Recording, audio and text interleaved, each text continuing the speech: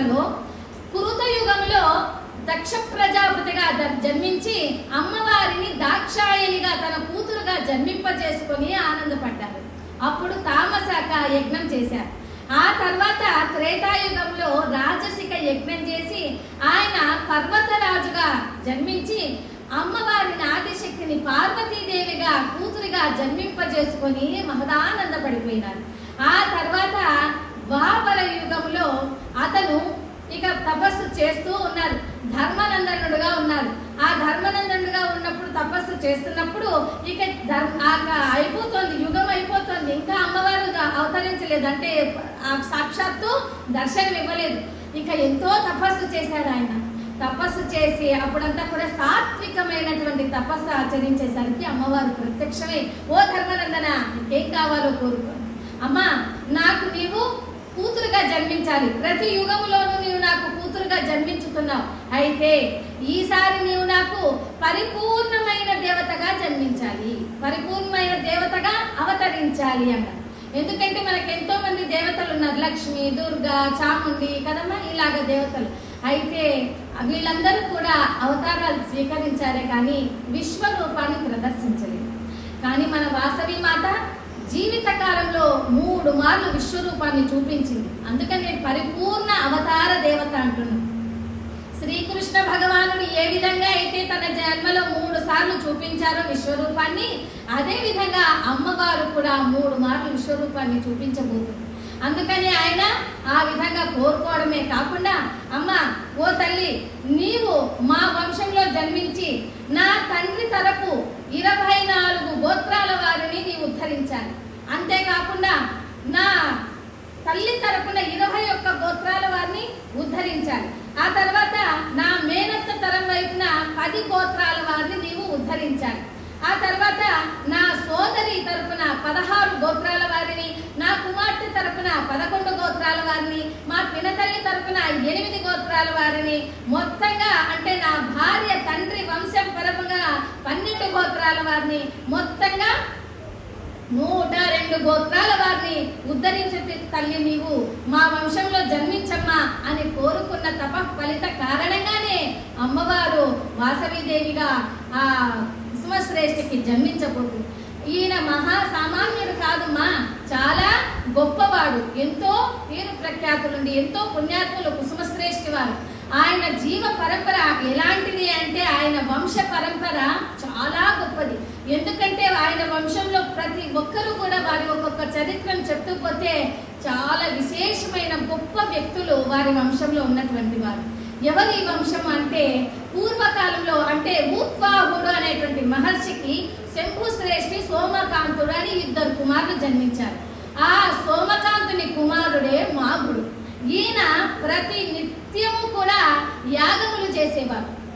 ప్రతి నిత్యం యజ్ఞ యాగాదులు చేసి చాలా తప ఫలితాన్ని స్వీకరించారు ఆయన. అలాగే ఆయన కుమారుడే మధుమంతుడు. అంటే ఎవరి కుమారుడు? మాగుని కుమారుడే మధుమంతుడు. ఈయన మహావిష్ణువుని చాలా జపం ఆచరించి మహావిష్ణువే పుష్పక విమానాన్ని పంపించగా ఆ విమానంలో వస్తుండగా అతనికి ఒక మహర్షి వచ్చి ఆయన కుమార్తె అయిన విశ్వావసు కుమార్తె అయిన కోకిలను ఇచ్చి వివాహం జరిపిస్తారు ఆ మధుమంతునికి. ఇలాగా పెద్ద పెద్ద గొప్ప గొప్ప మహర్షులు అన్నమాట. ఆ విధంగా శంభుశ్రేష్ఠి ఊద్వాహుని కుమారుడే శంభుశ్రేష్ఠి సోమకాంతులు, సోమకాంతుని కుమారుడే మాగుడు, మాగుని కుమారుడే మధుమంతుడు, మధుమంతుని కుమారుడే విరోచనుడు, విరోచనుని కుమారుడే ముచుకుందుడు, ముచుకుందుని కుమారుడే మణిధారుడు, మణిధారుని కుమారుడే తులాధరుడు. ఈయన కథ మళ్ళీ చెప్తాను. ఈ తులాధరుని కుమారుడే మణిగ్రీవుడు, మణిగ్రీవుని కుమారుడే జటిలుడు, జటిలుని కుమారుడే భద్రుడు, భద్రుని కుమారుడే హయగ్రీవుడు, హయగ్రీవుని కుమారుడే మనకి శ్రవణ కుమారుడు, శ్రవణ కుమారుని కుమారుడే పద్మాక్షుడు, పద్మాక్షుని కుమారుడే సత్యవంతుడు, సత్యవంతుని కుమారుడే శివశ్రేష్ఠి, శివశ్రేష్ఠి కుమారుడే గోముఖ శ్రేష్ఠి, గోముఖ శ్రేష్ఠి కుమారుడే కుముద శ్రేష్ఠి, కుముద శ్రేష్ఠి కుమారుడే కలిహర శ్రేష్ఠి, కలిహర శ్రేష్ఠి కుమారుడే కుసుమ శ్రేష్ఠి. ఆ కుసుమ శ్రేష్ఠికి జన్మించినటువంటి వారే వాసవి విరూపాక్షులు. ఆ విరూపాక్షునికి మళ్ళీ జన్మించబోయేవాడు మణిగుప్తుడు. ఆయన వంశాధారమే ఇప్పటికీ మనకి పెళ్లికుల గోత్రీకులుగా ఉన్నటువంటి వారు. వంశ పరంపర చాలా గొప్పది. ఈ ఈ గొప్పదైన ఈ వంశంలో ఈ కుసుమ శ్రేష్ఠి అనేటువంటి వారు ఎవరమ్మా ఇంతకి అని అంటే, పూర్వకాలంలో అవంతికా పట్టణము అని ఉండేది. ఆ అవంతికా పట్టణాన్ని ఒక గుణశీలుడు అనేటువంటి వారు పరిపాలన చేస్తుండేవారు. ఆ గుణశీలుడు నిత్యము యజ్ఞం చేసేవారు. అందువల్ల ఆయనకి యజ్ఞదత్తుడు అనే పేరు వచ్చింది.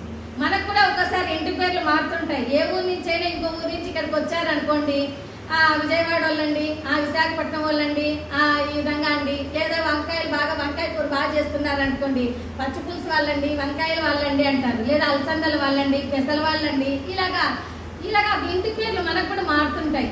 అలాగా ఆయనకి యజ్ఞదత్తుడు అనే పేరు వచ్చింది. ఈ యజ్ఞదత్తుడికి పరమేశ్వరుడు చాలా ప్రీతి చెంది ఒకసారి, ఓ యజ్ఞదత్త, నీవంటే నాకు చాలా ఇష్టమయ్యా, నీవు నా పెళ్లికి తప్పకుండా రావాలి. పరమేశ్వరుడు పిలుస్తున్నాడు. ఆ పార్వతీ పరమేశ్వరుల కళ్యాణానికి ఆ యజ్ఞదత్తుని పిలుస్తున్నాడు అనమాట. తప్పకుండా నీవు రావాలయ్యా అని అన్నారు. అలాగే స్వామి, మీరు పిలిస్తే నేను రాకుండా ఉంటానా అని ఆయన వచ్చాడు. పార్వతీ పరమేశ్వరుల కళ్యాణానికి వచ్చినాక ఆయన చూస్తూ ఇలా ఉండిపోయాడు. ఆ పార్వతీ మాతను చూస్తుండిపోయాడు. ఆహా, పార్వతీ మాతను కన్నా పర్వతరాజు ఎంత గొప్పవాడో కదా. ఎందుకంటే సాక్షాత్తు పరమేశ్వరుడికే పార్వతీదేవినిచ్చి కన్యాదానం చేసి వివాహం జరిపించి సాక్షాత్తు పరమేశ్వరుడికే మామగారైనారు ఈయన. కాబట్టి ఎంత గొప్పవారు కదా. ఆహా, నాకు పూట ఇలాంటి కూతురుంటే ఎంత బాగుండేది. నేను కూడా పరమేశ్వరునికి ఇచ్చి పరమేశ్వరుడు అంతటి వాడికి మామూలు ఉండేవాడిని కదా అంటూ ఆయన అలా చూస్తూ ఉండిపోయినాడు అనమాట పార్వతీమాత. అప్పుడు ఈ పరమేశ్వరుడు, అందులో నిత్య కళ్యాణం అంటే ఇంకా అప్పుడు కొత్తగా పెళ్లి అవుతోంది, ఇంకా పెళ్లిపీటల మీద ఉన్నారు పార్వతీ పరమేశ్వరుడు. అప్పుడు ఆ పరమేశ్వరునికి చాలా కోపం వచ్చింది. ఏమిటేమిటి, నేనేదో ప్రియ భక్తుడు కదా అని నేను నా కళ్యాణాన్ని పిలిస్తే నాకు కాబోయే భార్యను పార్వతీదేవిని ఈ యజ్ఞదత్తుడు ఇలాగే చూస్తున్నాడు ఓరకంటితో అని పరమేశ్వరునికి మహాకోపం వచ్చేసి, ఓ యజ్ఞదత్త, నీవు యమపురికి చేరదవుగాక అని చెప్పించేశాడు. ఈయన భయపడిపోయాడు. ఈ యజ్ఞదత్తుడు, స్వామి స్వామి పరమేశ్వర ఏమిటయ్యా నన్ను ఇంతగా చెప్పించావు, నేను ఏదో ఓరకంటితో చూస్తున్నాను, నేను వాళ్ళకు నేను పార్వతీదేవిని నా కూతురు భావంతో చూస్తున్నాను కదా స్వామి, ఎందుకయ్యా నువ్వు అంత తొందరపడ్డా అంటే, మరేం పర్వాలేదు, నీ మంచి కోసమే కదా ఏ శాపమైనా అనని యమపురికి చేరదవు అన్నానే గాని యమలోకంలో బాధలు తీసుకుంటావని అన్నానా నేను అని. అప్పుడు ఆ యమధర్మరాజును పిలిపించి, ఓ యమధర్మరాజా, ఈ యజ్ఞదత్తుడిని తీసుకొని వెళ్ళి నువ్వు యమపురిలో కేవలం ఒక 4 సెకండ్లు అక్కడ ఉంచుకొని యమపురిలో అంటే ఏం చెప్తాము, నరకం అంటాం కదా, కానీ యమపురి, ఆ యమపురిలో 4 సెకండ్లు ఉంచుకొని ఈయనని ఒక గురుస్థానంలో పూజించి నీవు పూజించుకోవయ్యా అన్నారు. అప్పుడు యమధర్మరాజు ఆయన యమపురికి తీసుకొని వెళ్ళి ఈ యజ్ఞదత్తుని ఒక పెద్ద సింహాసనం మీద కూర్చుండబెట్టి ఆయన భార్యను అందరినీ బిడ్డను అందరినీ పిలుచుకొని వచ్చి ఆయనకు సాష్టాంగ ప్రణామాలు చేసి పూజలు చేశారు. ఆ యజ్ఞదత్తుడి పూజ చేయడమే కాకుండా ఈ యమధర్మరాజు, ఓ కుబేర అంటే ఆయన పేరు యజ్ఞదత్తుడు కదా, ఓ యజ్ఞదత్త, సాక్షాత్తు నీకు నేను పూజలు చేసి ఇదిగో నా కూతురైన ఈ చిత్రరేఖను మీకు ఇచ్చి వివాహం జరిపిస్తాను కనుక నీ వివాహం చేసుకొని ఆ కుమార్తెనిచ్చి వివాహం జరిపించి మళ్ళీ తీసుకొని వచ్చారు పరమేశ్వరుడి దగ్గరికి. ఓ పరమేశ్వర, ఇదిగో బ్రహ్మచారిగా ఇచ్చినటువంటి నీవు ఈ యజ్ఞదత్తుని నేను నా కుమార్తెనిచ్చి వివాహం జరిపించానయ్యా అనని ఆయనకు అప్పచెప్పడమే కాకుండా ఆ తర్వాత వాళ్ళకి అప్పుడు పరమేశ్వరుడు మంచి వరం ఇస్తాడు. ఏమిటమ్మా అది అంటే, ఓ యజ్ఞదత్త, నీవేం అలక చెందకు, ఏదో యమపురి పంపించానని అలకద్దు, నీకు అలకాపురి అనే పట్టణాన్ని ఇస్తాను, నువ్వు పరిపాలించుకో అని ఆ అలకాపురి పట్టణాన్ని ఇస్తాడు. ఆ తర్వాత వాళ్ళకి నలగ్రీవుడు కుబేరుడు అని వాళ్ళకి జన్మిస్తారు. అదంతా కూడా మీకు భాగవతంలో తెలుస్తుంది. శ్రీకృష్ణుడు రోటికి కట్టేసినప్పుడు ఆ 2 మధ్య చెట్లుగా వాళ్ళు మారిపోతారు ఒక కన్యల శాపం వల్ల, యక్షకన్యల శాపం వల్ల. ఆ తర్వాత ఈ కృష్ణుడు ఆ మధ్య చెట్ల మధ్యలోకి రోడ్లు తీసుకొని పోవడం వల్ల ఆ చెట్లు పడిపోయి అప్పుడు వాళ్ళకి మోక్షం వచ్చి ఆ నలుపుగొండు మణిగిరి వాళ్ళు మళ్ళీ మోక్షాన్ని పొందుతారు అన్నమాట. అలాగా ఆ కుబేరునికి తర్వాత కూడా 3 కుమార్తెలు జన్మిస్తారు. పేరు. వాళ్లకు సాక్షాత్తు పార్వతీ పరమేశ్వర్లే నామకరణం చేసి, ఓ యజ్ఞదత్త నీకేం వరం కావాలో కోరుకోయ్యా అంట. స్వామి నాకేం కావాలయ్యా, అంత బాగుంది, అయితే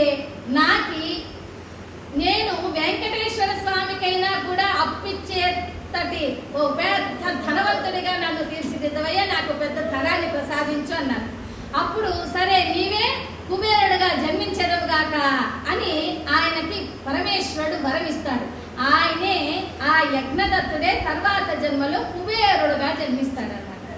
ఆ కుబేరుడే ఈ పార్వతీ మాతతో ఈ విధంగా కూతురుగా ఉంటే బాగుండు కదా అని అన్నందుకనే ఆ తర్వాత అతనే ధర్మనందనుడుగా జన్మిస్తాడు. ఆ ధర్మనందనుడే అమ్మవారితో నాకు పుత్రికగా జన్మించు తల్లి అని అనేదానికి, సరే ఇప్పుడు నీవు కుబేరుడుగా ఉన్నావు, కానీ వచ్చే జన్మలో ఇంకా రేపటి నుంచే కలియుగం ప్రారంభమవుతుంది. ఈ కలియుగంలో నీవు పెనుగొండ పట్టణంలో ఆర్యవైశ్యుల ఇంట కుసుమ శ్రేష్ఠిగా నీవు జన్మించు.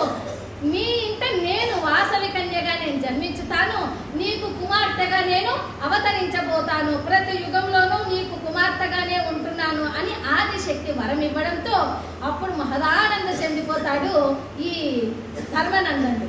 ఆయనే తర్వాత జన్మలో ఆ కుబేరుడే కుసుమ శ్రేష్ఠిగా జన్మిస్తాడు. అటువంటి గొప్పదైన వంశము కుసుమ శ్రేష్ఠి గారు. జై భలో